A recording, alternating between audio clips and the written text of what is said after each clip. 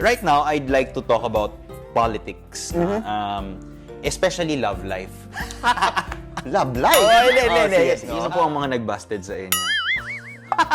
Joke. Ay, Kwan, Ano po ang inyong journey sa inyong pag-ibig po? Pwede po ba malaman kung kasi may pag-ibig sa bayan, pero pwedeng pag-ibig din sa iniirog. Of course. Meron po ba kayo niligawan nung una or mga ganun po? Siyempre, hindi naman mawawala sa isang tao Opo. na umibig sa kapwa niyang tao. Opo.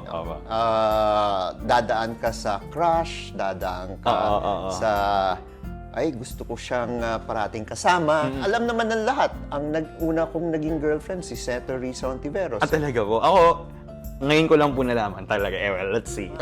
Pero ngayon may asawa po kayo. Meron. Happily married for ilang years na po? Happily married for 11 years.